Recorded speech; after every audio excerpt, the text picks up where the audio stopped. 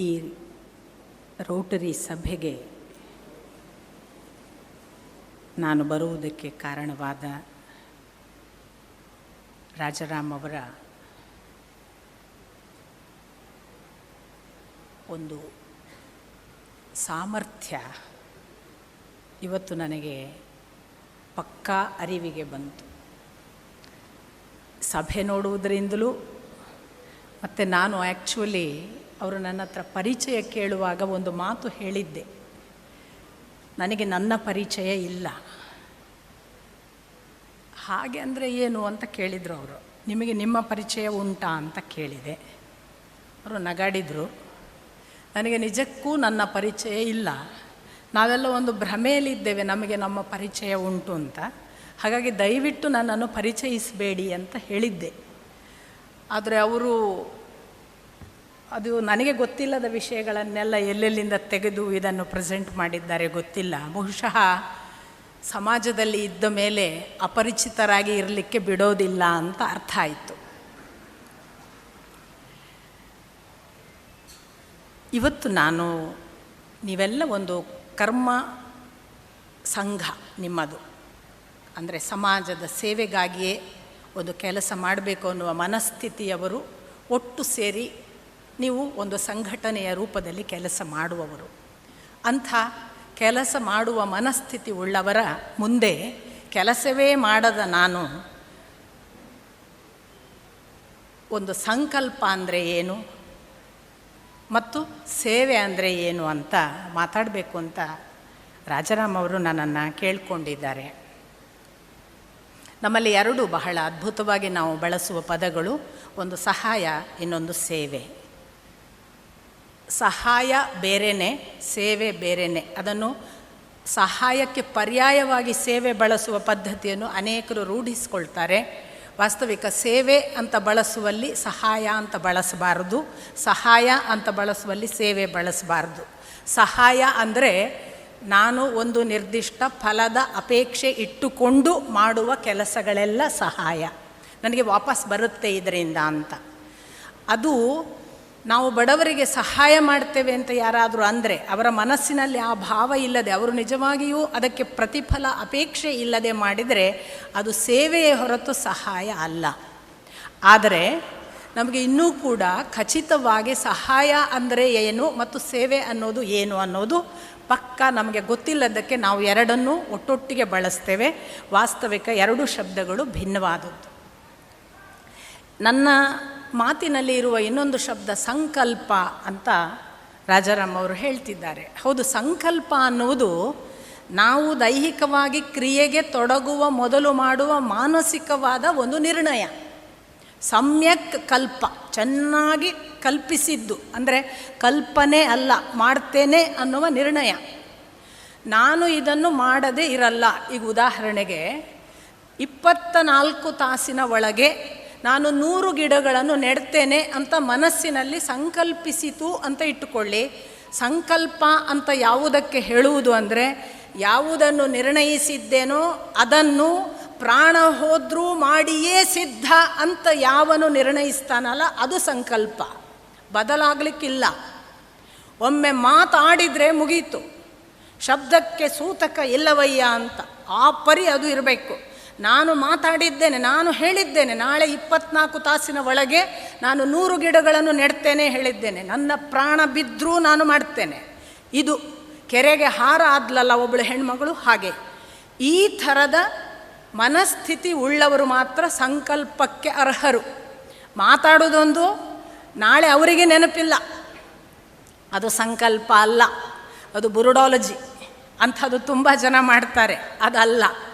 ನಿಜವಾಗಿ ಯಾವುದು ಸಂಕಲ್ಪ ಅಂದರೆ, ಇದನ್ನು ಮಾಡದಿದ್ದರೆ ನಾನು ಬದುಕಲ್ಲ ಅನ್ನುವ ಸ್ಥಿತಿ ಇರಬೇಕು ಅಂತರಂಗದಲ್ಲಿ, ಅಂಥ ಕನ್ವಿಕ್ಷನ್ ಇರಬೇಕು. ಅದು ದೃಢತೆಯನ್ನು ಉಂಟು ಮಾಡಬಲ್ಲ ಮಾನಸಿಕ ನಿರ್ಣಯದ ಸಂಪೂರ್ಣ ಕಮಿಟೆಡ್ ಸ್ಥಿತಿ. ಆ ಸ್ಥಿತಿಯಲ್ಲಿ ಮಾಡಿದ ಕೆಲಸಕ್ಕೆ ಸಂಕಲ್ಪ ಅಂತ ಹೆಸರು. ಹಾಗಾಗಿ ಯಾರೋ ಒಬ್ಬನಿಗೆ ನಾವು ಬರ್ಕೊಡ್ತೀವಿ ಅಂತ ಇಟ್ಕೊಳ್ಳೋಣ, ನಾವೊಬ್ಬ ಅಧಿಕಾರಿ ಆಗಿದ್ವಿ, ಅಥವಾ ಇವರೀಗ ಜಯಪ್ರಕಾಶ್ ಹೆಗ್ಡೆ ಅವರು ಹೇಳಿದ ಹಾಗೆ ಅವರೊಬ್ಬರು ರಾಜಕಾರಣಿಯಾಗಿ ಯಾವುದೋ ಒಂದು ವೃತ್ತಿಯಲ್ಲಿದ್ದರು. ಆಗ ಅವರು ಬರೆದು ಕೊಟ್ಟರು. ಅವರು ಬರೆದು ಕೊಟ್ಟದ್ದನ್ನು ನಾಳೆ ಮಾಡಲಿಕ್ಕೆ ಆಗಲಿಕ್ಕಿಲ್ಲ. ಅಧಿಕಾರಿಗಳ ಸಪೋರ್ಟ್ ಇರಲಿಕ್ಕಿಲ್ಲ ಅಥವಾ ಇನ್ನೇನೇನೇನೋ ತೊಂದರೆಗಳು ಬರ್ಬೋದು. ಅದು ಸಂಕಲ್ಪ ಅಲ್ಲ, ಅದು ಒಂದು ಸಾಮಾನ್ಯ ನಿರ್ಣಯ. ನಮ್ಮಲ್ಲಿ ಸಾಕಷ್ಟು ಠರಾವುಗಳು ಪಾಸಾಗ್ತವೆ ರಾಜಕಾರಣದಲ್ಲಿ, ಸರಕಾರದಲ್ಲಿ, ಅನೇಕ ಸಭೆಗಳಲ್ಲಿ. ಅವು ಠರಾವುಗಳು ಮಾತ್ರ, ಅವು ಕಾರ್ಯಗತಗೊಳ್ಳಬೇಕು ಅಂತಿಲ್ಲ. ಕಾರ್ಯಗತಗೊಳ್ಳದೇ ಇರುವ ಯಾವ ನಿರ್ಣಯವೂ ಸಂಕಲ್ಪ ಅಲ್ಲ. ಇದು ಆಗಿಯೇ ತೀರ್ತದೆ ಅನ್ನುವ ನಿರ್ಣಯ, ಹೆಣ ಬಿದ್ದರೂ ಆಗುವಂತಹ ಒಂದು ಖಚಿತ ನಿಲುವು, ಅದು ಸಂಕಲ್ಪ. ಸೇವೆ ಯಾವುದು? ನಮ್ಮಲ್ಲಿ ಆತ್ಮಸಂಯಮ ಯೋಗ ಅಥವಾ ಅನೇಕ ಸನ್ಯಾಸ ಯೋಗದಲ್ಲಿ ಅಂತೂ ಬಹಳ ಸ್ಪಷ್ಟವಾಗಿ ಕೃಷ್ಣ ಕರ್ಮ ಸನ್ಯಾಸ ಯೋಗವನ್ನು ತುಂಬ ಚೆನ್ನಾಗಿ ಹೇಳ್ತಾನೆ. ಈಗಾಗಲೇ ಒಂದು ಉಲ್ಲೇಖ ಮಾಡಿದರು ಜಯಪ್ರಕಾಶ್ ಹೆಗಡೆಯವರು. ಒಬ್ಬ ಸಂಬಳ ತಗೋತಾನೆ, ಅದು ಹೇಗೆ ಸೇವೆ ಆಗೋದು ಅಂತ? ಖಂಡಿತ ಆಗೋದಿಲ್ಲ. ಇದಕ್ಕೆ ಕೃಷ್ಣನ ಮಾತು ತುಂಬ ಚೆನ್ನಾಗಿ ಉದಾಹರಣೆಯ ರೂಪದಲ್ಲಿ, ಉತ್ತರ ರೂಪದಲ್ಲಿ ಇದೆ. ಕೃಷ್ಣ ಯಾವುದು ಶ್ರೇಷ್ಠ ಅಂತ ಅರ್ಜುನನಿಗೆ ಹೇಳ್ತಾ ಒಂದು ಮಾತು ಹೇಳ್ತಾನೆ. ತಪಸ್ಸಿಗಿಂತ ಜ್ಞಾನ ಶ್ರೇಷ್ಠ, ತಪಸ್ಸಿಗಿಂತ ಜ್ಞಾನ ಶ್ರೇಷ್ಠ, ಜ್ಞಾನಕ್ಕಿಂತ ಧ್ಯಾನ ಶ್ರೇಷ್ಠ. ನೋಡಿ, ಜ್ಞಾನಕ್ಕಿಂತ ಧ್ಯಾನ ಶ್ರೇಷ್ಠ, ಮತ್ತು ಧ್ಯಾನಕ್ಕಿಂತ ಕರ್ಮ ಫಲತ್ಯಾಗ ಶ್ರೇಷ್ಠ. ಕರ್ಮ ಫಲತ್ಯಾಗದಿಂದ ಶಾಂತ ಸ್ಥಿತಿಯನ್ನು ತಲುಪೋದಕ್ಕೆ ಆಗತ್ತೆ ಅಂತ. ಆದರೆ ನೀವು ಗಮನಿಸಬೇಕು, ತಪಸ್ಸಿನಿಂದ ಪ್ರಾರಂಭ ಮಾಡಿ ಜ್ಞಾನದಿಂದ ಧ್ಯಾನದ ನಂತರ ಕರ್ಮಫಲತ್ಯಾಗ. ಅತ್ಯಂತ ಶ್ರೇಷ್ಠ ಯಾವುದು ಅಂದರೆ ಕರ್ಮಫಲತ್ಯಾಗ. ಯಾವ ಕೆಲಸಕ್ಕೆ ರಿಟರ್ನ್ ಎಕ್ಸ್ಪೆಕ್ಟೇಷನ್ನೇ ಇಲ್ಲದೆ ಕೆಲಸ ಆಗ್ತದಲ್ಲ, ಆ ಕೆಲಸಕ್ಕೆ ಕರ್ಮಫಲತ್ಯಾಗದ ಕೆಲಸ ಅಥವಾ ಸೇವೆ ಅಂತ ಹೆಸರು. ನಾನು ಏನು ಮಾಡಿದ್ದೇನೆ, ಅದರ ಫಲ ಏನು ಅಂತ ಯಾವ ಯೋಚನೆ ಕೂಡ ಹಿಂದೂ ಮುಂದೂ ಇಲ್ಲದೆ, ಹಿಂದೂ ಮಾಡಿರಬಾರ್ದು, ಕೆಲಸ ಮಾಡುವ ಪೂರ್ವದಲ್ಲೂ ಕೂಡ ಫಲದ ಯೋಚನೆ ಇಲ್ಲ, ಮಾಡಿದ ನಂತರವೂ ಈ ರಿಸಲ್ಟ್ ಬರಲಿಲ್ವಲ್ಲ, ರಿಸಲ್ಟ್ ನಿನ್ನ ಕೆಲಸವೇ ಅಲ್ಲ. ಕರ್ಮಣ್ಯೇವ ಅಧಿಕಾರ ತೇ ಮಾ ಫಲೇಶು ಕದಾಚನ. ನಿನ್ನ ಅಧಿಕಾರ ಯಾವುದರ ಮೇಲೆ? ಕರ್ಮಣಿ ಏವ, ನಿನ್ನ ಕೆಲಸದ ಮೇಲೆ ಮಾತ್ರ ನಿನಗೆ ಅಧಿಕಾರ. ಮಾ ಫಲೇಶು ಕದಾಚನ, ಯಾವ ಕಾರಣಕ್ಕೂ ನೀನು ಫಲದ ಹಿಂದೆ ಯೋಚನೆ ಮಾಡಬೇಡ. ಇದು ಕೃಷ್ಣನ ಖಚಿತ ನಿಲುವು. ಯಾವುದು ಹಾಗಾದರೆ? ಕರ್ಮ ಇಲ್ಲ, ಮಾಡದೇ ಇರುವುದಿಲ್ಲ ಅಂತ ಕೃಷ್ಣ ಹೇಳ್ತಾನೆ. ಕರ್ಮ ಇಲ್ಲದೆ ಒಬ್ಬ ವ್ಯಕ್ತಿಯೂ ಇಲ್ಲ ಅಂತ. ಅವನು ಒಬ್ಬ ಬದುಕ್ತಾನೆ ಅಂದರೆ ಕರ್ಮ ಇಲ್ಲದೆ ಬದುಕುವುದೇ ಇಲ್ಲ. ಪ್ರತಿಯೊಬ್ಬ ಕರ್ಮ ಮಾಡಿಯೇ ಮಾಡ್ತಾನೆ. ಆದರೆ ಯಾವುದು ಫಲವೇ ಇಲ್ಲದ, ಫಲದ ಅಪೇಕ್ಷೆ ಇಲ್ಲದೆ ಮಾಡುವ ಕರ್ಮ ಯಾವುದು? ನಮಗೀಗ ಲೌಕಿಕದಲ್ಲಿ ಉದಾಹರಣೆ ಕೊಡಿ ಅಂದರೆ ಯಾವುದನ್ನು ಕೊಡೋದು? ನಿಮಗೆ ಸರಳವಾಗಲಿ ಅಂತ ಒಂದು 3 ಉದಾಹರಣೆಗಳನ್ನು ಹೇಳ್ತೀನಿ. ಒಬ್ಬಳು ತಾಯಿ ಬೆಳಿಗ್ಗೆ ಎಲ್ಲರಿಗೆ ಮುಂಚೆ ಎದ್ದು ತನ್ನ ಅಡಿಗೆಯನ್ನು ಮಾಡಿ, ಬೆಳಗಿನ ಎಲ್ಲ ಮಕ್ಕಳಿಗೆ ಉಪಹಾರ, ಮಧ್ಯಾಹ್ನದ ಊಟ, ಸಂಜೆಯ ಕಾಫಿ, ರಾತ್ರಿಯ ಊಟ ಎಲ್ಲ ಮಾಡುವ ಒಬ್ಬಳು ತಾಯಿ ಇದ್ದಾಳೆ. ತನ್ನ ತೋಟ ಅನ್ನುವ ಕಾರಣಕ್ಕಾಗಿ ತಾನು ತೋಟದ ಮಾಲೀಕನಾಗಿದ್ದರೂ ತನ್ನ ತೋಟದ ಗಿಡ ಮರಗಳಿಗೆ ನೀರು ಬಿಟ್ಟು ಅವುಗಳ ಗಿಡದ ಆರೈಕೆ ಮಾಡುವ ಒಬ್ಬ ಕೃಷಿಕನಿದ್ದಾನೆ. ನಿತ್ಯ ಸಂಬಳ ತೆಗೆದುಕೊಳ್ಳುವ, ತಿಂಗಳಿಗೊಮ್ಮೆ ಇಷ್ಟು ಬರುತ್ತೆ ಅನ್ನುವ ಖಚಿತ ನಿಲುವು ಇರುವ ಒಬ್ಬ ಸಂಬಳ ಪಡೆಯುವ ಉದ್ಯೋಗಿ ಇದ್ದಾನೆ. 3 ಕರ್ಮವೇ. 3 ಕರ್ಮಗಳಲ್ಲಿ ಯಾವುದು ಸೇವೆ ಮತ್ತು ಯಾವುದು ಸಹಾಯ ಮತ್ತು ಯಾವುದು ಕರ್ಮವು ಫಲಸಹಿತ ಇರುವ ಕರ್ಮವು ಅಂತ ಕೇಳಿದರೆ ನಿಮಗೆ ಗೊತ್ತು, ಸೇವೆ ತಾಯಿಯದು. ಈ ಜಗತ್ತಿನಲ್ಲಿ ಫಲ ಅಪೇಕ್ಷೆಯೇ ಇಲ್ಲದೆ ಮಾಡುವ ಒಬ್ಬ ಸೇವಕಿ ಇದ್ದರೆ ಅದು ತಾಯಿ ಮಾತ್ರ. ಪ್ರತಿಯೊಂದಕ್ಕೂ ಎಕ್ಸೆಪ್ಷನ್ಸ್ ಇದೆ, ಪ್ರತಿಯೊಂದಕ್ಕೂ ಅಮೆಂಡ್ಮೆಂಟ್ಸ್ ಇದೆ, ನಾನೇನಲ್ಲ ಅನ್ನೋದಿಲ್ಲ. ಈಗೀಗ ತಾಯಿಯಂದ್ರಿಗೆ ಅದನ್ನು ನಾನೇ ಯಾಕೆ ಮಾಡಬೇಕು ಅನ್ನೋ ಪ್ರಶ್ನೆ ಬಂದಿದೆ. ತಾಯಿ ನಾನೇ ಯಾಕಾಗಬೇಕು ಅಂತ ಕೇಳಿದರೆ ಏನು ಹೇಳುವ ಹಾಗಿಲ್ಲ. ನಾನು ಎಕ್ಸಾಜುರೇಷನ್ ಮಾಡುವುದೂ ಅಲ್ಲ. ತಾಯಿ ಅಂದರೆ ಹಾಗೆ ಅನ್ನುವುದನ್ನು ಅರ್ಥ ಮಾಡಿಕೊಂಡರೆ ಅದು ತಾಯ್ತನ ಅಷ್ಟೇ. ತಾಯ್ತನ ಅಲ್ಲದ್ದು ಅದನ್ನು ಮಾಡಲಿಕ್ಕೆ ಬರ್ತಿದ್ರೆ ಮಾಡಬಹುದು, ಅದು ಬೇರೆ ಮಾತು. ಅದರ ಬಗ್ಗೆ ನನ್ನ ಮಾತು ತಕರಾರುಗಳಲ್ಲ. ಯಾಕಂದರೆ ವಾದ, ಪ್ರತಿಯುದ್ಧ, ತರ್ಕ ಎಂಬುದು ತಗರ ಹೋರಟೆ. ಅದು ಆಡುಗಳು, ಟಗರು ಇದೆಯಲ್ಲ, ಒಂದರ ಹಣೆಗೆ ಒಂದು ಗುದ್ದಿಕೊಳ್ತದಲ್ಲ, ಅದರಿಂದ ಯಾರಿಗೆ ಲಾಭ? 2ರ ಹಣೆಗೊಂದಿಷ್ಟು ರಕ್ತ. ಹಾಗಾಗತ್ತೆ ತರ್ಕದ ಹಿಂದೆ ಹೋದರೆ. ಅದಲ್ಲ ನನ್ನ ಮಾತಿನ ಅರ್ಥ. ತಾಯಿ ಯಾಕೆ ಆ ಅರ್ಥದಲ್ಲಿ ಒಬ್ಬ ನಿಜವಾದ ಸೇವೆ ಮಾಡುವವಳು ಅಂತಂದರೆ, ಅವಳಿಗೆ ಈಗಿನ ತಾಯಿಯಂದರಿಗೆ ಲೆಕ್ಕಾಚಾರ ಇದೆ, ನೆನಪಿಟ್ಟುಕೊಳ್ಳಿ. ನಾನು ಅದಕ್ಕೆ ಹೇಳಿದ್ದು ಪ್ರತಿಯೊಂದಕ್ಕೂ ಅಮೆಂಡ್ಮೆಂಟ್ಸ್ ಇದೆ. ಕಾಲಧರ್ಮ, ಸಮಾಜ ಧರ್ಮ ಬದಲಾವಣೆ ಪ್ರಾರಂಭ ಮಾಡಿದೆ. ಹಿಂದಿನ ತಾಯಿಯಂದರು, ನಮ್ಮ ತಾಯಿಯಂದ್ರಂಥವರು ಎಲ್ಲರಿಗೂ ಬಡಿಸಿ ಅನ್ನ ಇಲ್ಲದಿದ್ದರೆ ಉಪವಾಸ ಮಲಗ್ತಿದ್ರು. ಹೇಳ್ತಿರಲಿಲ್ಲ ನಾನು ಊಟ ಮಾಡಲಿಲ್ಲ ನಿನ್ನೆ ಅಂತ. ಆಮೇಲೆ ಪ್ರತಿಯೊಬ್ಬರದ್ದು ಊಟ ಆದಮೇಲೆ ತಾವು ಊಟ ಮಾಡ್ತಿದ್ರು. ಆ ಬಳಿಕ ತಾನು ಇಷ್ಟು ಕೊಟ್ಟದ್ದಕ್ಕೆ ನನಗೆ ಮಗ ಎಷ್ಟು ಕೊಡ್ತಾನೆ ಅಂತ ಕಾಯ್ತಿರಲಿಲ್ಲ. ಮಗ ಸುಖವಾಗಿದ್ದಾನ, ಮಗಳು ಸುಖವಾಗಿದ್ದಾಳ ಅಂತ. ಎಷ್ಟು ತಾಯಿಯಂದರು ಶುಕ್ರವಾರ, ಗುರುವಾರ, ಮಂಗಳವಾರ ಉಪವಾಸ ಮಾಡ್ತಿದ್ರು. ಯಾರಿಗೆ ಅಂತ ಕೇಳಿ? ಮಂಗಳವಾರ ಗಂಡನಿಗೆ, ಗುರುವಾರ ನನ್ನ ಮಗನಿಗೆ, ಶುಕ್ರವಾರ ನನ್ನ ಮಗಳಿಗೆ. ಮಗಳ ಕಾರಣ, ಮಗನ ಕಾರಣ, ಗಂಡನ ಕಾರಣ, ತನಗಾಗಿ ಅಲ್ಲ. ಇದು ಈ ಸ್ಥಿತಿಯಲ್ಲಿ ಒಂದು ತಾಯಿ ಇರುವುದಿದೆಯಲ್ಲ, ಫಲಾಪೇಕ್ಷೆ ಇಲ್ಲದೇ ಇದ್ಲು ಅನ್ನುವಾಗ ನೀವು ಗಮನಿಸಬೇಕು. ಅವಳಿಗಿತ್ತಲ್ಲ ಮಗಳಿಗೆ ಒಳ್ಳೆಯದಾಗಬೇಕು ಅಂತ. ಇನ್ನೊಬ್ಬರ ಒಳಿತನ್ನು ಹಾರೈಸೋದಿದೆಯಲ್ಲ ಅದು ಫಲಾಪೇಕ್ಷೆ ಅಲ್ಲ. ಸ್ವಂತಕ್ಕೆ ಬೇಕು ಅನ್ನೋದಿದೆಯಲ್ಲ ಅದು ಫಲಾಪೇಕ್ಷೆ. ಆ ಫಲಾಪೇಕ್ಷೆ ಇಲ್ಲದ ಎಲ್ಲರ ಒಳಿತನ್ನು ಹಾರೈಸುವ ಒಂದು ಮನಸ್ಥಿತಿ ತಾಯಿಯದ್ದು. ಅವಳದ್ದು ನಿಜವಾದ ಸೇವೆ. ಇನ್ನು ಕೃಷಿಕನೊಬ್ಬ ಮಾಡ್ತಾನೆ, ಅವನದೇ ತೋಟ, ಅವನದೇ ಗಿಡ ಮರ, ಅವನೇ ಬೆಳೆಸ್ತಾನೆ, ಆರೈಕೆ ಮಾಡ್ತಾನೆ, ಫಲ ಉಣ್ತಾನೆ. ಆದರೆ ಅವನಾದರ ರಿಟರ್ನ್ ಎಕ್ಸ್ಪೆಕ್ಟ್ ಮಾಡ್ತಾ ಇದ್ದರೆ ಅದು ಖಂಡಿತ ಸೇವೆ ಅಲ್ಲ. ಅವನಿಗೊಂದು ಲೆಕ್ಕಾಚಾರ ಇರುತ್ತೆ. ಇಷ್ಟು ಅಡಿಕೆ ತೋಟ ಇದೆ, ಇಷ್ಟು ಬಾಳೆ ಇದೆ, ಇಷ್ಟು ತೆಂಗು ಇದೆ, ನಾನು ಇಷ್ಟು ಸಲ ಇದ್ದೇನೆ, ವರ್ಷಾಂತ್ಯಕ್ಕೆ ಇಷ್ಟು ಬರಬೇಕು, ಬರಲಿಲ್ಲ ಆದರೆ ತಲೆ ಬಿಸಿ, ಬರಲಿಲ್ಲ ಅನ್ನುವ ಕಾರಣಕ್ಕಾಗಿ ಆತ್ಮಹತ್ಯೆ, ಅಥವಾ ಬರಲಿಲ್ಲ ಅನ್ನುವ ಕಾರಣಕ್ಕಾಗಿ ಚಟಗಳನ್ನು ಹೆಚ್ಚಿಸೋದು, ಅದು ಇನ್ನೊಂದು ಭಾಗ. ಅಲ್ಲಿ ಮತ್ತೆ ಫಲದ ಅಪೇಕ್ಷೆ ಇದೆ. ಆದರೂ ಅದು ಸಂಬಳ ಪಡೆಯುವವನಿಗಿಂತ ಬೆಟರ್. ಯಾಕೆಂದರೆ ಸಂಬಳ ಪಡೆಯುವವನು ಮಾಡಲಿ ಬಿಡಲಿ ತಿಂಗಳಿಗಿಷ್ಟು ಬರ್ತದೆ, ಮಾಡಲಿ ಬಿಡಲಿ ತಿಂಗಳಿಗಿಷ್ಟು ತಗೊಳ್ಳುವವರು ಬೇಕಾದಷ್ಟು ಜನ ಇದ್ದಾರೆ, ಮೇಲೆ ತಗೊಳ್ಳುವವರು ಇದ್ದಾರೆ. ಆದರೆ ಇಲ್ಲಿ ಹಾಗಲ್ಲ ಕೃಷಿಕನದ್ದು. ಅವನಿಗೆ ಸಂಪೂರ್ಣ ಪ್ರಕೃತಿಯ ಜೊತೆಗೇ ಒಡನಾಟ. ಕೊಟ್ಟರೆ ಮಳೆ ಚೆನ್ನಾಗಿ ಕೊಟ್ಟರೆ ಬೆಳೆ ಬರುತ್ತೆ, ವಾತಾವರಣ ಚೆನ್ನಾಗಿದ್ದರೆ ಬೆಳೆ ಹಾಳಾಗಲ್ಲ, ಯಾವುದೋ ಸಂದರ್ಭದಲ್ಲಿ ರೋಗ ಬಾಧೆ ಬಾರದಿದ್ದರೆ ಚೆನ್ನಾಗಿರುತ್ತೆ. ಎಲ್ಲ ಪ್ರಕೃತಿಯ ಜೊತೆಗೆ ಅವನ ಒಡನಾಟ. ನಿಮಗೆ ಗೊತ್ತಿರಲಿಕ್ಕೆ ಸಾಕು, ಪ್ರಕೃತಿ ಜೊತೆಗೆ ಅವರು ಮಾತಾಡುವಷ್ಟು ಅವರು ಅದರ ಜೊತೆಗೆ ತಾದಾತ್ಮ್ಯ ಪಾಡ್ತಾರೆ. ಅದು ಈಗ ಹೇಳುವ ಸಂಬಳ ತೆಗೆದುಕೊಳ್ಳುವ ಕರ್ಮಕ್ಕಿಂತ ಬಹಳ ಡಿಫರೆಂಟಾದ ಒಂದು ಸೇವೆ ಅಲ್ಲದ. ಆದರೆ ಅದು ನಿರ್ದಿಷ್ಟವಾಗಿ ನಾವು ಕರ್ಮಫಲದ ಅಪೇಕ್ಷೆಯ ಮೇಲೆ ನಿತ್ಯ ಕೆಲಸ ಅಂತ ಹೇಳಲಿಕ್ಕೆ ಬರೋದಿಲ್ಲ. ಕರ್ಮಫಲವೂ ಒಂದು, ಆದರೆ ಕರ್ಮಫಲವೇ ಅದರ ಮುಖ್ಯ ಗುಣ ಅಲ್ಲ. ಯಾಕೆ ಗೊತ್ತಾ? ಒಂದು ಗಿಡ ಕಡಿದ್ರೆ ಜೀವ ಎಲ್ಲ ಹಣ್ಣಾಗಿ ಹೋಗ್ತದೆ ಅವರದ್ದು. ಅವ್ರು ತಡ್ಕೊಳ್ಳೋಕ್ಕಾಗಲ್ಲ, ಅವರಿಗೆ ಭಾರೀ ದುಃಖಿಸ್ತಾರೆ. ಒಂದು ಗಿಡ ಬಿದ್ದರೆ ಅವರಿಗೆ ಸಹಿಸ್ಕೊಳ್ಳೋಕ್ಕಾಗಲ್ಲ. ಅದು ಅಷ್ಟು ಫಲ ಕೊಡ್ತಿತ್ತು ಬಿತ್ತು ಅನ್ನುವ ಲೆಕ್ಕಾಚಾರ ಅಲ್ಲ, ತನ್ನದೊಂದು ಜೀವ ಬಿತ್ತು ಅನ್ನುವಷ್ಟು ಅವರು ಒದ್ದಾಡ್ತಾರೆ.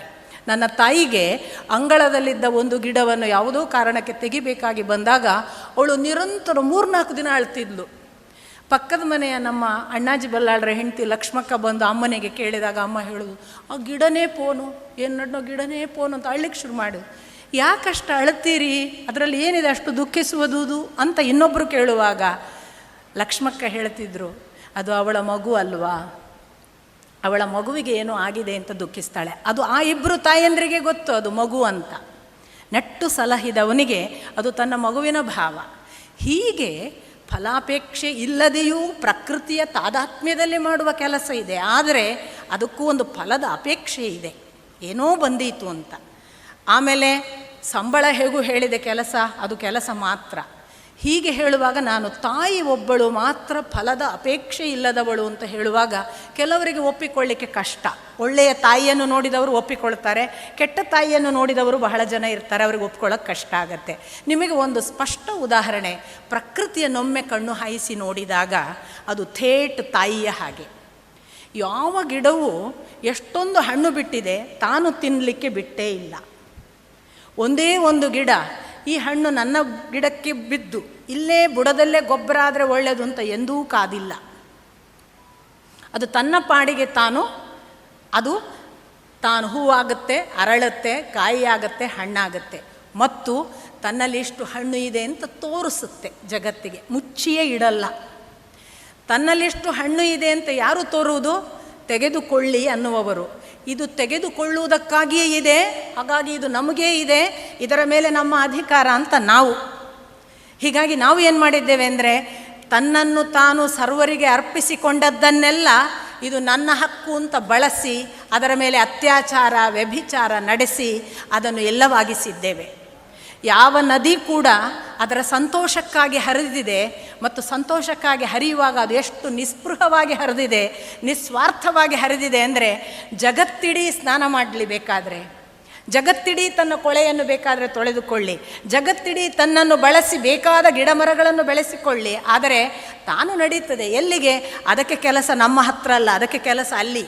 ಆ ಸಮುದ್ರ ಸೇರಬೇಕು ಅನ್ನುವ ಹಸಿವು, ಆ ಸಮುದ್ರ ಸೇರುವುದಕ್ಕೆ ಏನು ಬೇಕು ಆ ಕಡೆಗೆ ನಡೀತದೆ ಹೊರತು ಯಾವ ನದಿಯೂ ಕೂಡ ಇನ್ನೊಬ್ಬರು ನನ್ನ ಮೈ ತೊಳೆದ್ರು, ಇನ್ನೊಬ್ಬರು ನನಗೆ ಅಣೆಕಟ್ಟು ಕಟ್ತೀವಿ ನಾವು, ಆ ಅಣೆಕಟ್ಟು ಕಟ್ಟಿದ್ದಕ್ಕೆ ಅದು ಎಷ್ಟು ಒದ್ದಾಡ್ತಿರಬಹುದು, ನಿಲ್ಲಿಸಿದ ಹಾಗೆ, ಸಮುದ್ರಕ್ಕೆ ಹೊರಟ ನದಿಯನ್ನು ನಿಲ್ಲಿಸಿದ ಹಾಗೆ. ಆದರೆ ಅದು ಎಂದು ತನ್ನ ಪಾಡಿಗೆ ತನ್ನ ಶಾಂತತೆಯನ್ನು ಕಾಪಾಡಿಕೊಂಡು ಅದು ಎಲ್ಲರನ್ನು ತೊಳೀತಾ ಹೋಗಿದೆ.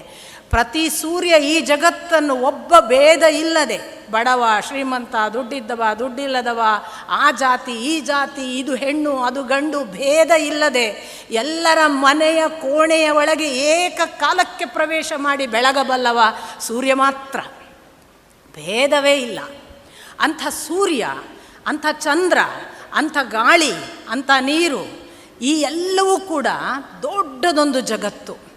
ಅದು ಆ್ಯಕ್ಚುಲಿ ಇಲ್ಲಿರುವ ಸಕಲವನ್ನು ಉದ್ಧರಿಸಲಿಕ್ಕಾಗಿ ಫಲಾಪೇಕ್ಷೆ ಇಲ್ಲದೆ ಎಲ್ಲ ಕರ್ಮವನ್ನು ಮಾಡ್ತಿದೆ. ನಾವು ಅದನ್ನು ಪೂರ್ತಿಯಾಗಿ ಬಳಸಿ ದುರ್ಬಳಕೆ ಮಾಡಿ ಕೊಂದು ನಾಶ ಮಾಡುವ ಕಡೆಗೆ ಹೊರಟು ಅದು ನಮ್ಮ ಕರ್ಮ ಅಂತ ಬೀಗುತ್ತಿದ್ದೇವೆ. ಅದರ ಕರ್ಮ, ಅದರ ಫಲಾಪೇಕ್ಷೆ ಇಲ್ಲದ ಕರ್ಮ ನಮ್ಮ ಗಮನಕ್ಕೆ ಬರಲೇ ಇಲ್ಲ. ಸಮುದ್ರ ಮಥನದ ಸಂದರ್ಭದಲ್ಲಿ ದೇವತೆಗಳೆಲ್ಲ ಅಮೃತ ಸ್ವೀಕಾರ ಮಾಡುವ ಹೊತ್ತಿಗೆ ರಾಹು ಅನ್ನುವ ರಾಕ್ಷಸ ವೇಷ ಬದಲಾಯಿಸಿ ದೇವತೆಗಳ ಹಾಗೆ ಮಾಡಿಕೊಂಡು ಹೋಗಿ ಕುಡಿದ್ನಂತೆ, ಅಮೃತವನ್ನು ಕುಡಿಬೇಕು ಅಂತ ಬಾಯಿ ಹಿಡಿದ್ನಂತೆ. ಮೇಲೆ ಇದ್ದವರು ಯಾರು? ಸೂರ್ಯ. ಸೂರ್ಯನಿಗೆ ಗೊತ್ತಾಯಿತು, ಓಹೋ ಈ ದಾನವ ವೇಷ ಬದಲಾಯಿಸಿ ಬಂದು ದೇವತೆಗಳ ಸಾಲಿನಲ್ಲಿ ನಿಂತಿದ್ದಾನೆ, ಇವನೀಗ ಕುಡಿತಾನೆ. ಅವನು ತಕ್ಷಣ ತನ್ನ ಯಾವುದೋ ಮಾಹಿತಿ ಪೂರೈಕೆ ಮಾಡುವ ಒಂದು ವಿಧಾನದಿಂದ ದೇವತೆಗಳಿಗೆ ವಿಷಯವನ್ನು ಕಮ್ಯುನಿಕೇಟ್ ಮಾಡಿದ್ನಂತೆ. ನೋಡಲ್ಲಿ, ಅಲ್ಲಿ ಪಾಳಿಯಲ್ಲಿ ನಿಂತವನು ರಾಹು, ಅವನು ಮಹಾರಾಕ್ಷಸ, ಅವನೀಗ ಕುಡಿತಾನೆ. ವಿಷಯ ವಿಷ್ಣುವಿಗೆ ತಲುಪಿತು. ವಿಷ್ಣು ಅವನ ಚಕ್ರದಿಂದ ರುಂಡಮುಂಡ ಬೇರೆ ಮಾಡಿದ. ಅದೇ ರಾಹು ಮುಂದೆ ಗ್ರಹಣ ಕಾಲಕ್ಕೆ ಸೂರ್ಯನನ್ನು ಮತ್ತು ಚಂದ್ರನನ್ನು ಹಿಡಿದುಕೊಳ್ಳುವ ಕತೆ. ಸಿಟ್ಟು ಯಾವುದು? ಅಂದು ನಾನು ಅಮೃತ ಕುಡಿಲಿಕ್ಕೆ ಹೋದಾಗ ತಡೆದಿದ್ದಾರಲ್ಲ ಈ ಸೂರ್ಯ ಚಂದ್ರರು, ಅವರನ್ನು ವರ್ಷಕ್ಕೊಮ್ಮೆ ನುಂಗುತ್ತೇನೆ ಅಂತ ರಾಹು ಪ್ರಯತ್ನ ಪಡ್ತಿದ್ದಾನೆ ಅನ್ನುವುದು ಹಿನ್ನೆಲೆ. ಇದು ಹೀಗೆ ಇರುವಾಗ ಒಂದು ಸಂದರ್ಭ ಬಂತಂತೆ. ಸೂರ್ಯನಿಗೆ ಒಂದು ದಿನ ಅನ್ನಿಸ್ತಂತೆ, ಅಲ್ಲ ನಾನು ಇಷ್ಟು ಚಂದ ಕೆಲಸ ಮಾಡ್ತಾ ಇದ್ದೇನೆ, ಇವರನ್ನೆಲ್ಲ ಸಲಹುತ್ತೇನೆ, ಒಬ್ಬರಿಗೂ ಆ ದಿವಸದಿಂದ ನಾನು ದೇವತೆಗಳಿಗೆ ಅಂದು ಉಪಕಾರ ಮಾಡಿದಂದಿನಿಂದ ಇವತ್ತಿನವರೆಗೆ ಒಬ್ಬರಿಗೂ ಕೂಡ ನನ್ನ ಚಿಂತೆಯೇ ಇಲ್ಲ ಅನ್ನುವ ಕೋಪ ಒಂದು ದಿನ ಬಂದು ಸೂರ್ಯ ಭಗ ಭಗ ಭಗ ಭಗ ಉರಿಯಕ್ಕೆ ಶುರು ಮಾಡಿದ್ನಂತೆ. ಎಷ್ಟು ಉರಿ ಅಂದರೆ, ಯಾವುದನ್ನು ನಾವು ಚಳಿಗಾಲ ಅಂತ ಭಾವಿಸ್ತೇವೆ ಆ ಕಾಲದಲ್ಲಿ ಭೂಮಿ ಸುಡೋದಕ್ಕೆ ಪ್ರಾರಂಭ ಆಯ್ತಂತೆ. ಭೂಮಿ ಸುಡೋದಕ್ಕೆ ಪ್ರಾರಂಭ ಆದಾಗ ದೇವಲೋಕದ ದೇವರ್ಷಿಗಳೆಲ್ಲ ಒಂದು ಕಡೆ ಕೂತು ಚರ್ಚೆ ಮಾಡೋಕ್ಕೆ ಪ್ರಾರಂಭ ಮಾಡಿದ್ರಂತೆ. ಸೂರ್ಯ ಯಾಕೆಷ್ಟು ಸುಡ್ತಿದ್ದಾನೆ, ಏನು ಕಾರಣ, ಇಷ್ಟು ಯಾಕೆ ಭೂಮಿ ಸುಡ್ತಿದೆ? ಅವರು ಚರ್ಚೆ ಮಾಡಿದ ನಂತರ ಮುಂದೆ ಅವರ ಮಾತು ಸೂರ್ಯನನ್ನು ತಲುಪಿದಾಗ ಸೂರ್ಯ ಇದನ್ನು ಹೇಳಿದ, ಈ ಕಥೆಯನ್ನು. ನಾನು ಆವತ್ತು ನಿಮಗೆ ಉಪಕಾರ ಮಾಡಿದೆ, ನಿಮಗೆ ಯಾರಿಗೂ ನನ್ನ ನೆನಪಿಲ್ಲ, ನಾನು ಯಾಕಪ್ಪ ನಿಮ್ಮ ನೆನಪು ಮರೆತ ಈ ಕೃತಜ್ಞತೆಗೆ ನಾನು ಯಾಕೆ ಸಹಾಯ ಮಾಡಬೇಕು, ಅಥವಾ ನಾನು ಯಾಕೆ ನನ್ನ ಸೇವೆಯನ್ನು ಮುಂದುವರಿಸಬೇಕು? ದಯವಿಟ್ಟು ನೆನಪಿಸಿಕೊಳ್ಳಬೇಕು. ಪ್ರಕೃತಿ ಹೀಗೊಂದು ವೇಳೆ ನಮ್ಮ ಕೃತಜ್ಞತೆಗೆ, ನಾವು ಮಾಡ್ತಾ ಇರುವ ವ್ಯಭಿಚಾರಕ್ಕೆ, ನಾವು ಮಾಡ್ತಾ ಇರುವ ಪ್ರಕೃತಿಯ ಮೇಲಿನ ದಾಳಿಗೆ, ಅಪಚಾರಕ್ಕೆ ಮುನಿದರೆ ಅದು ಏನೂ ಮಾಡಬಹುದು. ನಮಗೆ ಅದು ಎಚ್ಚರ ತಪ್ಪುವ ಎಲ್ಲ ಹಂತದಲ್ಲಿ ನಾವಿದ್ದೇವೆ. ಆದ್ದರಿಂದ ಪ್ರಕೃತಿ ಸೇವೆ ಮಾಡ್ತಿದೆಯಲ್ಲ, ಅದು ತಾಯಿಗೆ ಸಮಾನ ಅಂದದ್ದು ಆ ಅರ್ಥದಲ್ಲಿ, ಅದಕ್ಕೆ ಏನೂ ಅಪೇಕ್ಷೆ ಇಲ್ಲ. ಮತ್ತೆ ನೆನಪಿಟ್ಕೊಳ್ಬೇಕು, ಪ್ರಕೃತಿ ಅನಾದಿ ಕಾಲದಿಂದ ಇದೆ. ಅದು ಪ್ರಪ್ರಥಮ ಸೃಷ್ಟಿ. ಜಗತ್ತನ್ನು ಸೃಷ್ಟಿ ಮಾಡಬೇಕು ಅಂತ ಆ ದೊಡ್ಡ ಸುಪ್ರೀಂ ಎನರ್ಜಿ ನಿರ್ಣಯ ಮಾಡಿದಾಗ ಮೊದಲು ಸೃಷ್ಟಿ ಮಾಡಿದ್ದು ಪ್ರಕೃತಿಯನ್ನು. ನಾವು ಕಟ್ಟ ಕಡೆಗಿನವರು, ನಾವು ತಿಳಿದಿದ್ದೇವೆ ನಮಗಾಗಿಯೇ ಈ ಪ್ರಕೃತಿ ಇದೆ, ನಾವು ಬಳಸೋರು. ನಾವು ಬೇಕಾದಾಗ ಗಿಡ ಕಡಿಬಹುದು, ರಸ್ತೆ ಬೇಕಾದಾಗ ಅಗಲ ಮಾಡಬಹುದು. ಅಗಲ ಮಾಡಬೇಕು ಅಂತ ಅನ್ನಿಸಿದಾಗಲ್ಲ ನೂರಾರು ವರ್ಷದ ಬಹಳ ದೊಡ್ಡ ದೊಡ್ಡ ಮರಗಳನ್ನು ನಿರ್ದಾಕ್ಷಿಣ್ಯವಾಗಿ ಕತ್ತರಿಸಿ ಹಾಕಬಹುದು. ಇದು ನಮ್ಮ ಮನಸ್ಥಿತಿ, ನಾವು ಬೆಳೆದ ಕ್ರಮ. ಯಾವ ತಾಯಿಯೂ ಕೂಡ ಇದನ್ನು ಕಲಿಸಬಾರದು. ಯಾಕೆ ತುಳಸಿ ಪೂಜೆಯನ್ನು ತಾಯಿ ಹೇಳಿದ್ಲು ಅಂದರೆ, ಗಿಡ ಮರಗಳು ನಮ್ಮ ಬದುಕಿನ ಸಂಗಾತಿ ಅನ್ನೋದನ್ನು ತೋರಿಸ್ಲಿಕ್ಕೆ. ನಮ್ಮ ಮನೆಯ ಯಾವುದೋ ಅಶ್ವತ್ಥಕ್ಕೆ ಯಾಕೆ ಹೋಗಿ ಅವಳು ಪ್ರದಕ್ಷಿಣೆ ಬರ್ತಿದ್ಲು ಅಂದರೆ, ಅವೆಲ್ಲ ಸೇರಿದರೆ ನಾವು ಅಂತ, ಅದು ಬಿಟ್ಟು ನಾವಿಲ್ಲ ಅಂತ. ಈ ಭಾವವನ್ನೇ ಬೆಳೆಸದ ಒಂದು ಕ್ರಿಯೆ ನಮ್ಮಲ್ಲಿ ಬೆಳೀತಿದೆ. ಹೋಗಲಿ, ಇಂಥ ಒಂದು ಸ್ಥಿತಿಯಲ್ಲಿರುವಾಗ ಮನುಷ್ಯನಾಗಿ ನಮ್ಮ ಕರ್ತವ್ಯ ಹೇಗೆ? ಬೆಸ್ಟ್ ಉದಾಹರಣೆ, ಮನುಷ್ಯನಾಗಿ ಹೇಗಿರಬೇಕು, ಫಲಾಪೇಕ್ಷೆಯೇ ಇಲ್ಲದೆ ಕೆಲಸ ಮಾಡುವುದು ಅನ್ನೋದಕ್ಕೆ ಭಾರಿ ಒಳ್ಳೆಯ ಅತ್ಯುತ್ತಮ ಉದಾಹರಣೆ.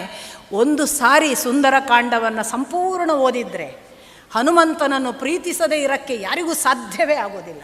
ಹನುಮಂತ ನೋಡಿ ಭಾರೀ ಸೇವೆ ಮಾಡಿದವ. ಜಗತ್ತಿನಲ್ಲಿ ಇನ್ನೊಬ್ಬ ಉದಾಹರಣೆ ಕೊಡೋಕ್ಕೆ ಸಾಧ್ಯ ಇಲ್ಲ ಹನುಮಂತನ ಹಾಗೆ ಸೇವೆ ಮಾಡಿದವನನ್ನು. ಯಾಕೆ ಅಂದರೆ, ನೀವು ನೋಡಿ ಗಮನಿಸಬೇಕು, ರಾಮನಿಗಾದರೆ ಸೀತೆ ಸಿಗಬೇಕಿತ್ತು, ಲಕ್ಷ್ಮಣನಿಗೂ ಸೀತೆ ಅನ್ನೋದು ಅತ್ತಿಗೆ ಬೇಕಿತ್ತು.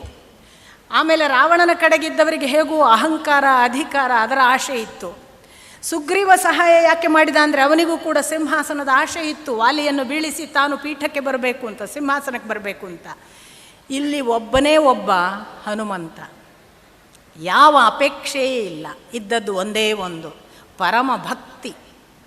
ಪರಮ ಭಕ್ತಿ ಇದ್ದವನಿಗೆ ಮಾತ್ರ ಪರಮ ಸೇವೆಯನ್ನು ಮಾಡೋದಕ್ಕೆ ಆಗತ್ತೆ, ಫಲದ ಅಪೇಕ್ಷೆಯೇ ಇಲ್ಲದೆ. ಅತ್ಯಂತ ಭಕ್ತಿಯ ಕರುಣಾಮೂರ್ತಿ ಹನುಮಂತನಂತಹ ಕರುಣೆ, ಹನುಮಂತನಂತಹ ಪ್ರೀತಿ, ಹನುಮಂತನಂತಹ ಹೃದಯ ವೈಶಾಲ್ಯ, ಹನುಮಂತನಂತಹ ಬಲ ಯಾರೂ ಉದಾಹರಣೆಗೆ ಸಿಗೋದಿಲ್ಲ ನಿಮಗೆ. ಆದರೆ ಗಮನಿಸಬೇಕು, ಪ್ರತಿ ದೊಡ್ಡವನಿಗೆ ಆ ಸುಪ್ರೀಂ ಎನರ್ಜಿ ಒಂದು ಚೆಕ್ ಪಾಯಿಂಟ್ ಇಟ್ಟಿದೆ. ನಿಮಗೆ ಗೊತ್ತಿರಲಿಕ್ಕೆ ಸಾಕು, ಹನುಮಂತನಿಗೆ ಒಂದು ಶಾಪ ಇತ್ತು. ಶಾಪ ಏನು ಅಂತಂದರೆ, ಪಾಪ ತುಂಬ ಬಲಿಷ್ಠ ಅವನು, ಮಗು ಇದ್ದಾಗಿಂದ ಸೂರ್ಯನನ್ನು ಹಿಡಿಬೇಕು ಅಂತ ಹೋದವ, ನಿಮಗೆ ಗೊತ್ತು. ಹಾಗೆ ಹೋದವನನ್ನು ತಡೆದದ್ದರಿಂದಲೇ ಬಿದ್ದು ಈ ಜಾಸ್ ಪೆಟ್ಟಾದದ್ದಕ್ಕೆ ಅವನಿಗೆ ಹನುಮ ಅಂತ ಹೆಸರು. ಹನುಮ ಅಂದರೆ ಈ ಜಾಸ್, ಇದು ಗುದ್ದಿದ ಹಾಗಾದ್ದಕ್ಕೆ ಅವನಿಗೆ ಮುಂದೆ ಹನುಮಂತ ಅಂತಲೇ ಹೆಸರಾದದ್ದು. ಅಂಥ ಹನುಮಂತ ಉಡಾಳ ಬುದ್ಧಿ, ಪೋಲಿ, ಕಿಡಿಗೇಡಿ. ಏನು ಮಾಡ್ತಿದ್ದ ಪಾಪ, ಈ ಕೌಪಿನ ಮತ್ತೊಂದು ವಸ್ತ್ರಗಳನ್ನೆಲ್ಲ ಒಣ ಹಾಕ್ತಾರಲ್ಲ ಋಷಿಗಳು, ತಮ್ಮ ಪೂಜೆಗೆ ಕೂತಿರ್ತಾರೆ ಹೋಮ ಹವನಕ್ಕೆ, ಆ ಬಟ್ಟೆಗಳನ್ನೆಲ್ಲ ಏನೇನೋ ಮಾಡ್ತಿದ್ದಂತೆ, ಅಡಗಿಸಿಡೋದು, ಈ ಗಿಡದಿಂದ ಇನ್ನೊಂದು ಗಿಡಕ್ಕೆ ತೆಗೆದು ಹಾಕಿಬಿಡೋದು. ಪಾಪ ಕೇವಲ ಅದೊಂದು ಕಾರಣಕ್ಕೆ ಋಷಿಗಳು ಅವನಿಗೆ ಒಂದು ಶಾಪ ಕೊಡ್ತಾರೆ, ನಿನ್ನ ಬಲ ಸಾಮರ್ಥ್ಯ ಇನ್ನೊಬ್ಬರು ನೆನಪಿಸಿದಾಗ ಮಾತ್ರ ನಿನಗೆ ನೆನಪಿಗೆ ಬರಲಿ, ಅಲ್ಲಿವರೆಗೆ ಮರೆತು ಹೋಗಲಿ ಅಂತ. ಎಂಥ ಬಲಿಷ್ಠನಿಗೆ ಒಂದು ಚೆಕ್ ಪಾಯಿಂಟ್ ಭಗವಂತನದ್ದು. ಒಂದು ವೇಳೆ ಅದು ಎಲ್ಲವನ್ನು ಮೀರಿದ ಬಲಿಷ್ಠನೇ ಆಗಿಬಿಟ್ಟಿದ್ದರೆ ಅಹಂಕಾರ ಬೀಗಿ ಹನುಮಂತನು ನಮ್ಮ ನಿಮ್ಮ ಹಾಗೆ ಪುಗಸಟ್ಟೆ ವ್ಯಕ್ತಿ ಆಗ್ತಿದ್ನೋ ಏನೋ. ಅಹಂಕಾರಕ್ಕೊಂದು ಚೆಕ್ ಪಾಯಿಂಟ್ ಬಿತ್ತು ನೋಡಿ, ಅವನ ಬಲ ಅವನಿಗೆ ನೆನಪಾಗಲಿಕ್ಕಿಲ್ಲ, ಯಾರೋ ನೆನಪಿಸಿದಾಗ ಮಾತ್ರ ನೆನಪಾಗುವುದು. ನಿಮಗೆ ಗಮನದಲ್ಲಿರಲಿ, ಜಾಂಬವಂತ ಹೇಳುವವರೆಗೆ ಅವನಿಗೆ ಗೊತ್ತಿಲ್ಲ ತಾನು ಸಮುದ್ರ ಹಾರಬಹುದು ಅಂತ. ಜಾಂಬವಂತ ಹೇಳೋದು, ಈ ಸಮುದ್ರ ಮತ್ಯಾರು ಹಾರ್ತಾರೆ, ಹನುಮಂತನಿಗೆ ಮಾತ್ರ ಸಾಧ್ಯ. ಹಾಗೆ ಹೇಳಿದ ಕೂಡಲೇ ಅವನಿಗೆ ನೆನಪಾಗ್ತದೆ ಅವನ ಶಕ್ತಿ.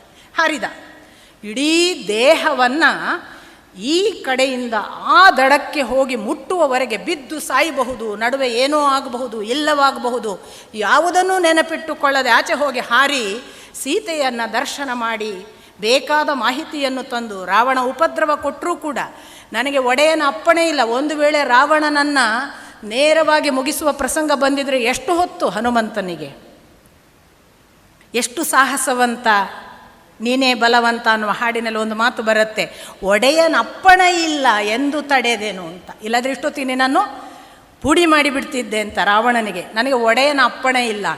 ಅಂಥ ಬಲಿಷ್ಠ, ಮಹಾಬಲಿಷ್ಠ, ಅಖಂಡ ಬ್ರಹ್ಮಚಾರಿ, ಭಾರೀ ಭಕ್ತ, ಅವನ ಸೇವೆಗೆ ಪರ್ಯಾಯವಾದ ಇನ್ನೊಂದು ಉದಾಹರಣೆಯನ್ನು ಈ ಜಗತ್ತಿನಲ್ಲಿ ಇಲ್ಲಿಯವರೆಗೆ ಯಾರನ್ನೂ ಕೊಡೋಕ್ಕೆ ಸಾಧ್ಯ ಇಲ್ಲ, ಹನುಮ ಮಾತ್ರ.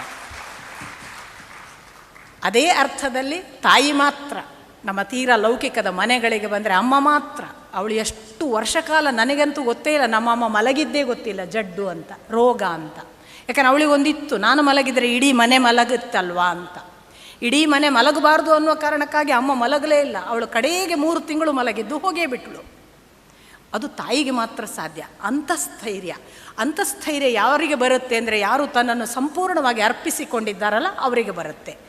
ನಾನು ಈ 3ನೇ ಅಂಶ ಅದನ್ನೇ ಹೇಳಬೇಕು ಅಂದ್ಕೊಂಡಿದ್ದೇನೆ. ನಾನು ಮಾಡಿದೆ ಅನ್ನುವುದು ಇರುವವರೆಗೆ ಅದು ಸೇವೆ ಅಲ್ಲ. ನಾ ಮಾಡಿದೆ ಎನ್ನದಿರು ಜಂಗಮಕ್ಕೆ, ನಾ ಮಾಡಿದೆ ಎನ್ನದಿರು ಲಿಂಗಕ್ಕೆ. ನಾ ಮಾಡಿದೆ ಎಂದರೆ ಏಡಿಸಿ ಕಾಡಿತ್ತು ಶಿವನ ಮಾಯೆ. ನಾ ಮಾಡಿದೆ ಎಂದವರುಂಟೆ ಕೂಡಲ ಸಂಗಮ ದೇವಕ್ಕೆ ಅಂತ ಬಸವಣ್ಣ. ಅಂದರೆ ನಾನು ಮಾಡಿದೆ ಅನ್ನುವುದು ಮನದಲ್ಲಿ ಒಂದು ಚೂರು ಕಾಡಿದರೆ ಏಡಿಸಿ ಕಾಡಿತ್ತು ಶಿವನ ಮಾಯೆ, ಬಿಡೋದಿಲ್ಲ ಅದು.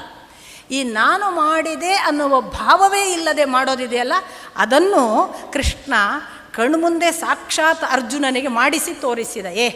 ನೀನು ಯಾವನಯ್ಯ ಕೊಲ್ಲೋನು, ನಾನಾಗಲೇ ಅಷ್ಟು ಜನರನ್ನು ಕೊಂದು ಮುಗಿಸಿದ್ದೇನೆ, ನೀನು ಸುಮ್ಮನೆ ಬಾಣ ಹೂಡು, ನೆಪ ಮಾತ್ರ.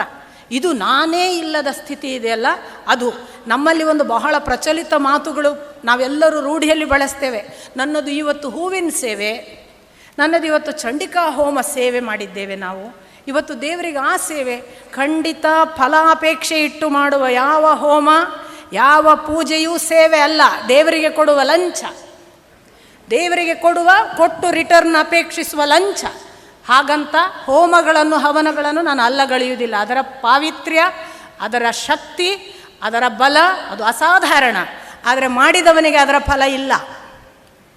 ನಾನು ಮಾಡಿದೆ ಅನ್ನುವ ಭಾವ ಇಟ್ಟುಕೊಂಡು ಸಂಕಲ್ಪ ಯಾವನು ಮಾಡ್ತಾನಲ್ಲ ಅವನಿಗೆ ಅದರ ಫಲ ಇಲ್ಲ. ಹೋಮಕ್ಕೆ ಫಲ ಇದೆ, ಅದನ್ನು ಜಗತ್ತಿನ ಒಳಿತಿಗಾಗಿ ಜಾಗತಿಕವಾಗಿ ಭಗವಂತ ಒಳ್ಳೆಯದು ಮಾಡಲಿ ಅಂತ ಮಾಡುವುದಾದರೆ ಆ ಸಂಕಲ್ಪದಲ್ಲಿ ನಾನು ಅನ್ನುವುದು ನೆಪವೂ ಆಗದೆ ನನಗೆ ಮಾಡಬೇಕು ಅನ್ನುವ ಮನಸ್ಸು ಕೊಟ್ಟವನು ಆ ಭಗವಂತ ಅಲ್ಲ, ಅವನಿಗೆ ಅರ್ಪಿಸ್ತೇನೆ ಅಂತ ಹೇಳಿ ಇದು ಜಗತ್ ಕಲ್ಯಾಣಕ್ಕಾಗಿ ಅಂತ ಮಾಡಿದರೆ ಉಂಟು. ಅನೇಕರಿಗೆ ತಾನು ದುರ್ಬಲನಾದಾಗ ಹೋಮ, ತನಗೆ ಏನೋ ಫಲ ಬೇಕು ಅಂದಾಗ ಹೋಮ, ನನ್ನ ಇಂಥವರಿಗೆ ಆರೋಗ್ಯ ಬೇಕು ಅಂದಾಗ ಹೋಮ, ಅದು ಖಂಡಿತ ಫಲಾಪೇಕ್ಷೆಯ ಹೋಮಕ್ಕೆ ಕೃಷ್ಣ ಸ್ಪಷ್ಟ ಹೇಳ್ತಾನೆ. ಹಾಗೆ ಮಾಡುವವರೆಲ್ಲ ರಾಜಸ ಗುಣದವರು, ಹಾಗೆ ಮಾಡುವವರೆಲ್ಲ ತಾಮಸ ರಾಜಸ ಗುಣದಿಂದ ಪ್ರೇರಿತರಾದವರು. ಅವರಿಗೆ ಫಲ ಸಿಗಬಹುದು, ರಾಜಸ ತಾಮಸ ಗುಣದವರಿಗೆ ಅವರು ಮಾಡಿದ ಹೋಮ ಹವನದಿಂದ ಫಲ ಸಿಗಬಹುದು, ಆದರೆ ಅವರೆಂದು ನನ್ನನ್ನು ಸೇರುವುದಿಲ್ಲ ಅಂತ ಸ್ಪಷ್ಟ ಮಾತು ಕೃಷ್ಣ ಭಗವದ್ಗೀತೆಯಲ್ಲಿ ಹೇಳ್ತಾನೆ. ನನ್ನನ್ನೇ ಸೇರಬೇಕಾದ್ರೆ ಪರಮ ಭಕ್ತಿಯಿಂದ ನಮ್ಮನ್ನು ನಾವು ಅವನಿಗೆ ಅರ್ಪಿಸಿಕೊಂಡು ಮಾಡಬೇಕು ಅಂತ. ಫಲವನಿತ್ತು ಪೂಜಿಸುವವರ ಬಲ್ಲೆ, ಪುಷ್ಪವನಿತ್ತು ಪೂಜಿಸುವವರ ಬಲ್ಲೆ, ತನ್ನನಿತ್ತು ತುಷ್ಟಿ ಪಡೆಯುವವರನ್ನು ಎನಗೆ ತೋರ ಚನ್ನಮಲ್ಲಿಕಾರ್ಜುನ ಅಂತ ಅಕ್ಕ. ಹೌದು, ಹೂ ಕೊಟ್ಟು ಪೂಜೆ ಮಾಡ್ತಾರೆ, ಫಲ ಕೊಟ್ಟು ಹಣ್ಣು ಕೊಟ್ಟು ಪೂಜೆ ಮಾಡ್ತಾರೆ. ತನ್ನನ್ನೇ ಅರ್ಪಿಸಿಕೊಂಡು ಪೂಜೆ ಮಾಡುವವರನ್ನು ನನಗೆ ತೋರಿಸಪ್ಪ. ಹಾಗೊಬ್ಬರೂ ಕಾಣೋದಿಲ್ವಲ್ಲ. ನಮ್ಮಲ್ಲಿ ದೊಡ್ಡ ಕೊರತೆ, ನಮ್ಮನ್ನು ನಾವು ಅರ್ಪಿಸಿಕೊಳ್ಳೋದೇ ಇಲ್ಲ. ಯಾವ ಕೆಲಸಕ್ಕೆ ನಮ್ಮನ್ನು ನಾವು ಅರ್ಪಿಸಿಕೊಳ್ತೇವಲ್ಲ ಆವತ್ತು ಕೆಲಸ ಕೊಡುವ ಆನಂದ, ಆ ಆನಂದಕ್ಕೆ ಇನ್ನೊಂದು ಸರಿಸಾಟಿಯಾದ ಆನಂದವೇ ಇನ್ನೊಂದಿಲ್ಲ. ಮತ್ತು ಅಂಥ ಕೆಲಸ ಉಂಟು ಮಾಡುವ ಒಳಿತು, ಸಾರ್ವಜನಿಕ ಒಳಿತು, ಜಗತ್ತಿಗೆ ಮಾಡುವ ಒಳಿತು ಉಂಟಲ್ಲ, ಅದು ಇನ್ನೊಂದಕ್ಕೆ ಯಾವುದಕ್ಕೂ ಅಸದೃಶ, ಹೋಲಿಸ್ಲಿಕ್ಕೆ ಆಗದೇ ಇಲ್ಲ. ಅಂಥ ಸ್ಥಿತಿಯನ್ನು ಮುಟ್ಟುವುದಕ್ಕೆ ಬರುತ್ತೆ ಅನ್ನುವುದನ್ನು ನಮಗೆ ಬೇರೆ ಯಾರೋ ಎಲ್ಲ ಉದಾಹರಣೆಗಳಲ್ಲ. ನಾನು ಯಾಕೆ ಹನುಮಂತನನ್ನು ಉದಾಹರಣೆ ಹೇಳಿದೆ, ಯಾಕೆ ಅರ್ಜುನನನ್ನು ಹೇಳಿದೆ? ಅರ್ಜುನ ಇಡೀ ಒದ್ದಾಡಿದ್ದೆ ನನ್ನ ಸಂಬಂಧಿಗಳನ್ನೆಲ್ಲ ಹೇಗಪ್ಪ ಕೊಲ್ಲೋದು ಅಂತ. ನೋಡಿ, ಉಳಿದ ವಿಷಯ ಹೋಗಲಿ, ತಾನೇ ಸ್ವತಃ ಬಾಣ ಬಿಟ್ಟು ಬಾಣ ನಟ್ಟದ್ದು ನೋಡಿದ್ದಾನೆ ಎದೆಗೆ, ಅದು ನೀನಲ್ಲ ಕೊಂದದ್ದು ಅಂದರೆ ಒಪ್ಪುವ ಸ್ಥಿತಿಗೆ ತಲುಪಿದ. ಕೃಷ್ಣನಿಗೆ ತನ್ನನ್ನು ತಾನು ಸರೆಂಡರ್ ಮಾಡಿದ್ದರಿಂದ, ತನ್ನನ್ನು ತಾನು ಅರ್ಪಿಸಿ ಮಾಡುವ ಕೆಲಸ ಅದು ಭಗವಂತ. ಅದಕ್ಕೆ ಕೃಷ್ಣ ಪದೇ ಪದೇ ಹೇಳ್ತಾನೆ, ಹೇಗೆ ಇದನ್ನು ಮಾಡುವುದು? ಒಂದೇ ದಾರಿ, ನೀನು ಉಸಿರಾಡುವಾಗ ನೀನು ಉಸಿರಾಡುವುದಲ್ಲ ಅಂತ ನಿನಗೆ ನೀನು ಹೇಳ್ತಾ ಇರು. ಈ ಉಸಿರಾಡುವವನು ಅವನು, ಈ ಮಾತಾಡುವವನು ಅವನು, ಈ ಕೇಳುವವನು ಅವನು, ಇಲ್ಲಿ ನಿಂತವನು ಅವನು, ಇಲ್ಲಿ ಊಟ ಬೇಕು ಅಂತ ಹಸಿವಾಗುವಾಗ ಉಣ್ಣುವವನು ಅವನು, ಇಲ್ಲಿ ನಿದ್ರೆ ಮಾಡುವವನು ಅವನು. ಹೀಗೆ ನಿರಂತರ ನಿನಗೆ ನೀನು ಆಟೋ ಸಜೆಷನ್ ಕೊಡು. ಜಗತ್ತಿನಲ್ಲಿ ಅವನ ಹೊರತು ಇನ್ನಿಲ್ಲ, ಇಲ್ಲಿರುವುದೆಲ್ಲ ಅವನ ರೂಪಗಳು ಅಂತ ನಿನಗೆ ಯಾವಾಗ ಅರಿವಾಗತ್ತೆ ಆವಾಗ ನಿನಗೆ ನಾನು ಮಾಡಿದೆ ಅನ್ನುವ ಭಾವ ಇರೋಕ್ಕೆ ಸಾಧ್ಯವೇ ಇಲ್ಲ ಅಂತ.